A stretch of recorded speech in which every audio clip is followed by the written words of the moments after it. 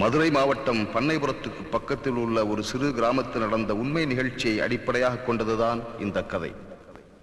கணவனும் மனைவியும் ஒருவர் மீது மற்றவர் எவ்வளவுதான் ஆசையும் பாசமும் வைத்திருந்தாலும் கிடைக்கும் சந்தர்ப்பங்களில் எல்லாம் அந்த ஆசையையும் பாசத்தையும் ஒருவருக்கொருவர் பரிமாறிக்கொண்டால்தான் அந்த வாழ்க்கை சந்தோஷமாக இருக்கும்.